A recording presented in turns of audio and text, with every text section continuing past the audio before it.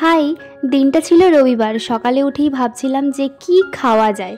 তো ভাবলাম যে পাস্তা রয়েছে, চলো পাস্তাটাই আজকে করে নেওয়া যাক। তার জন্য আমি সব কিছু রেডি করে রেখেছি। এখানে পটল কেটে নিয়েছি, আর আলু নিয়েছি, আর নিয়েছি অনেকটা সয়াবিন, আর লঙ্কা, পেঁয়াজ আর একটু রসুন নিয়েছি, আর সাথে পাস্তাটা একটু বয়েল করে রেখেছি।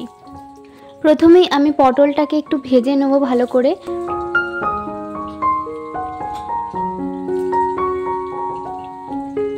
রান্না করতে কিন্তু আমার বেশ ভালোই লাগে, লাইক এরকম টুকটাক জিনিসপত্র রান্না, স্ন্যাক্স টাইপের। কিন্তু এই তেলে ছাড়ার জিনিসটা না আমার খুব বড্ড ভয় লাগে আর কি। মানে করি না তো, ওই জন্য হয়তো ভয় লাগে। আস্তে আস্তে ঠিক হয়ে যাবে। এনিওয়ে, তো পটলটার মধ্যে আমি অল্প পরিমাণে নুন দিয়ে দিয়েছি।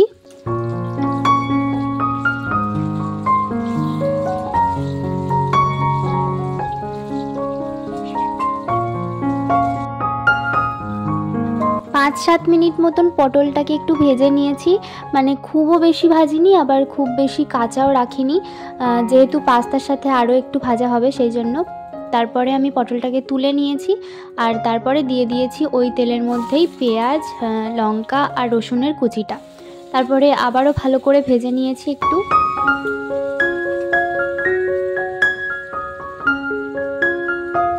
পেঁয়াজ লঙ্কাটাও ভাজার সময় অল্প পরিমাণে আমি একটু নুন দিয়েছি।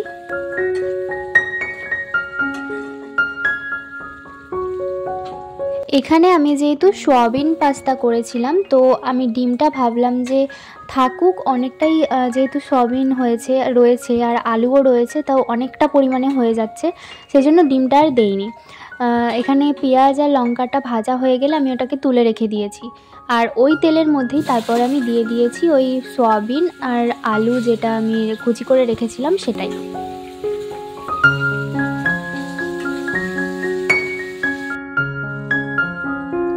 সোয়াবিন আর আলুটা ভাজা হতে হতে আমি ওর মধ্যে একটু নুন আর একটু হলুদও দিয়ে দিয়েছি, দিয়ে তারপরে ঢাকা চাপা দিয়ে ভালো করে ভেজে নিয়েছি।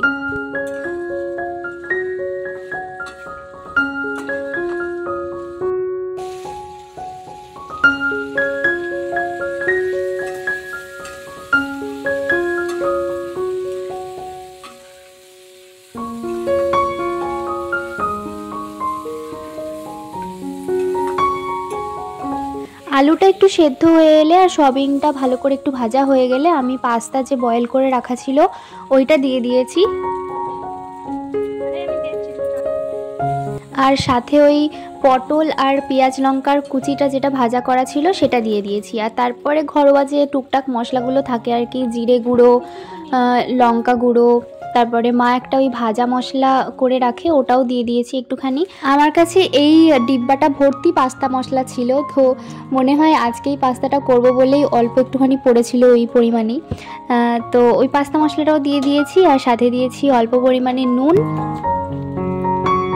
সামান্য একটুখানি সয়া সস, আরও বিভিন্ন ধরনের যে সসগুলো আছে ওগুলো দিলে না একটু ওই রেস্টুরেন্ট টাইপের যে স্বাদটা আসে, রেস্টুরেন্টে যেরকম স্বাদ হয় পাস্তা টাস্তার, তো সেরকম টাইপের খানিকটা আমার মনে হয় যে আসে, তো সেই জন্য আমি ওটাও একটু দিয়ে দিয়েছি।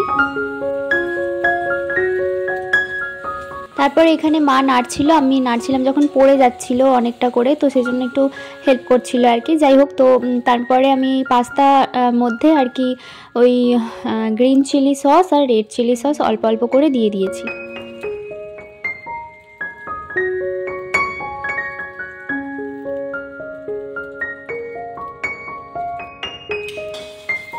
এরপরে ভালো করে নাড়ানোর পালা, নাড়িয়ে নাড়িয়ে রান্নাটাকে কমপ্লিট করতে হবে।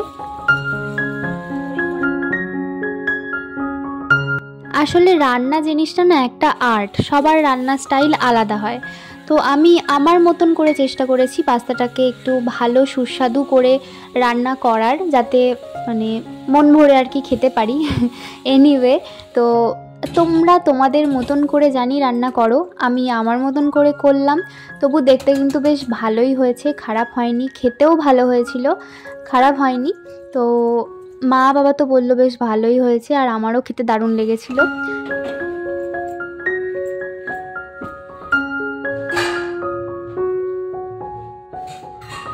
তো চলো আজকের জন্য এটুকুই, সবাইকে টাটা।